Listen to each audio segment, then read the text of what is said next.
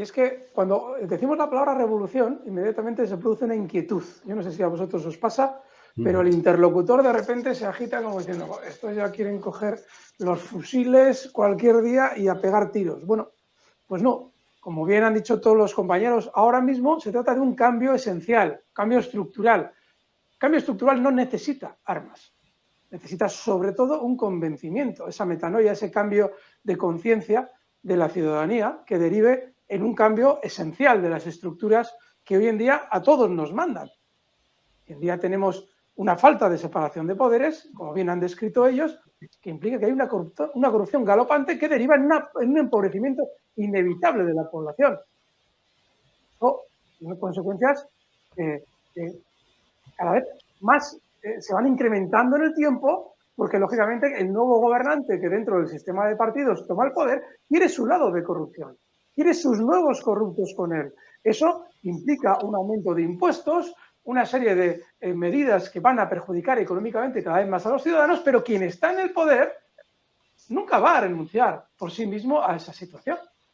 Solo puede cambiar esa situación si hay un movimiento por parte de la ciudadanía en el que tras ese cambio de mentalidad llega la conciencia de necesidad de cambio y se va articulando lo que iremos comentando durante este rato, que bajo nuestro criterio es necesario para llevar a cabo una revolución. Pero en ese proceso no es necesario nada de lo que cuando oímos el término revolución y lo aplicamos a la historia se nos viene a la mente.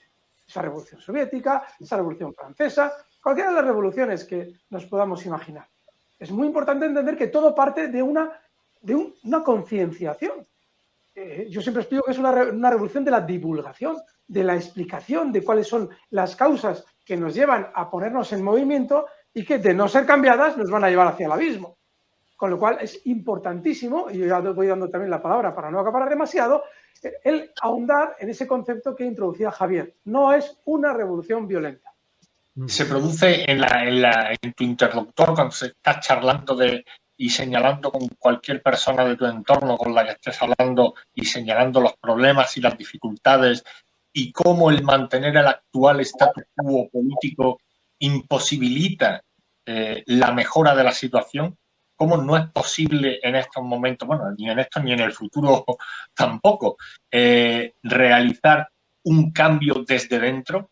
Reforma más revolución está bien, pero reforma a secas no conduce a ninguna parte. Desde dentro esto no se puede cambiar porque es el propio sistema el que se perpetúa a sí mismo y el que va a escoger a los diferentes actores políticos en cualesquiera de los partidos que tengan capacidad de acceso al poder, van a escoger a unos líderes que se van a adaptar a la actual situación, con lo que la esperanza de cambio mediante el actual sistema es prácticamente imposible.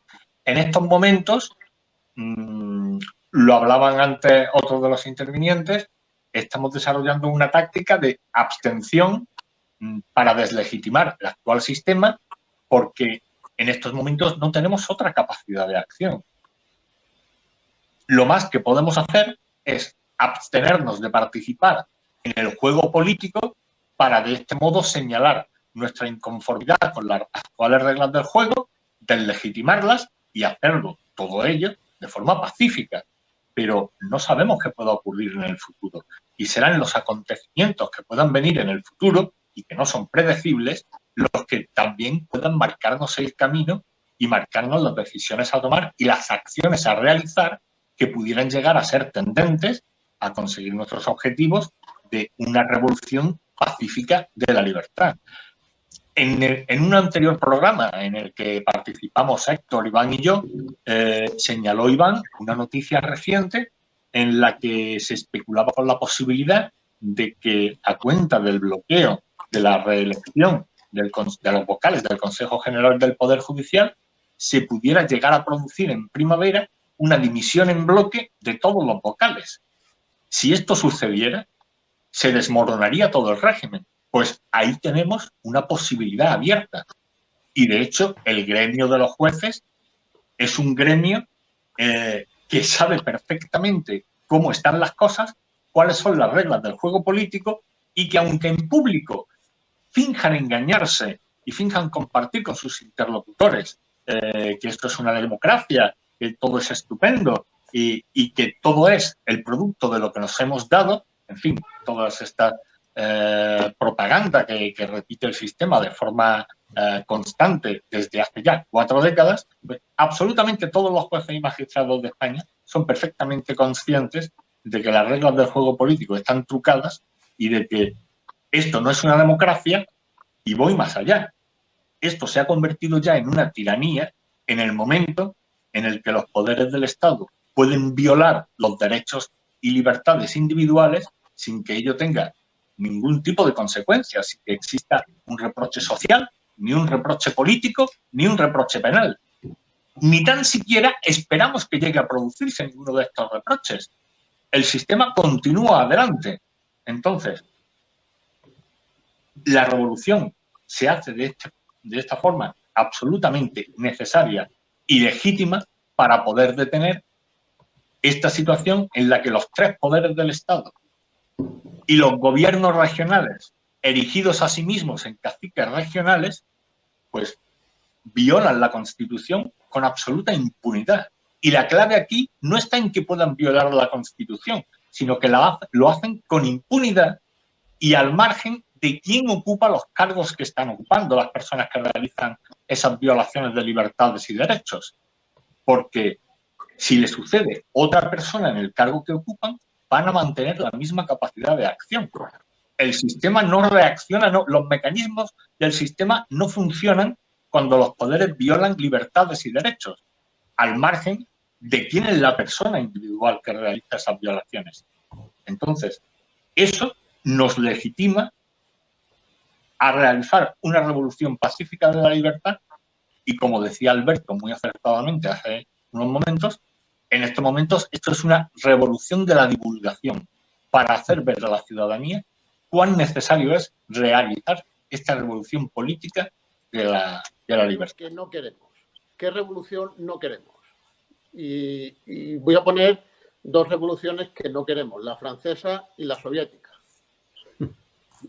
Son 2 revoluciones fracasadas.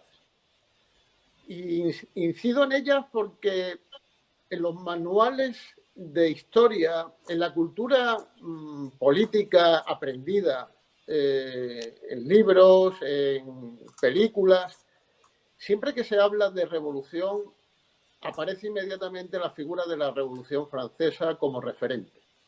Sí. Lo que no se dice, ni siquiera en la definición que ofrece la Enciclopedia Británica, es que la Revolución Francesa, al igual que la soviética, fracasó. No se conquistó la libertad. De hecho, cuando cité antes a Condorcet en la cita de 1793, en ese mismo año Robespierre presumía del gobierno del despotismo de la libertad. Tenemos que tener cuidado a la hora de divulgar la necesidad de una revolución, porque previamente es necesario hacer hincapié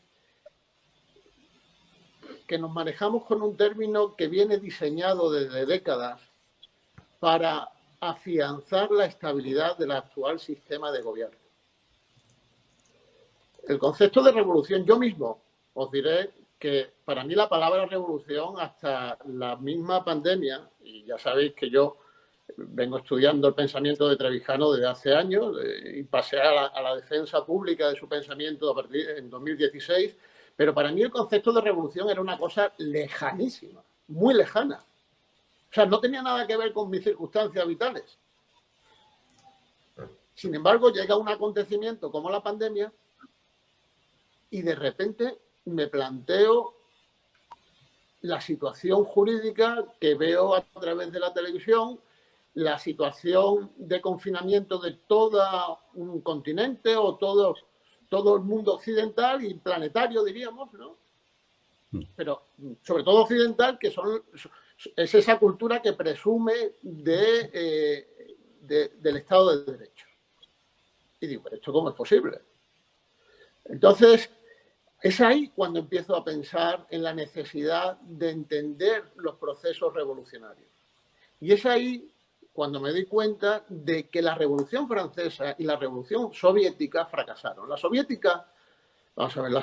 Revolución Soviética fracasó inmediatamente con la toma de poder del partido bolchevique de los soviets. Se llamó soviética como la Constitución española se llama democrática. O sea, suplantaban un movimiento social organizado para liberarse del imperio zarista, pero inmediatamente entraron en la dictadura de un partido político, el bolchevique. La Revolución Francesa fue en ese sentido más ingenua, menos planificada, pero fue trágica igualmente, porque no se conquistó la libertad política. Entonces, no sé si esto se ha dicho ya, pero bueno, consideraba necesario apuntarlo porque en los manuales de historia esto no se dice. La Revolución Francesa y la Revolución Soviética fracasaron. Nosotros no queremos ninguna de esas dos. Queremos una parecida y si fuera posible, ojalá, mejorada, que es la americana. La Revolución Americana de las 13 colonias.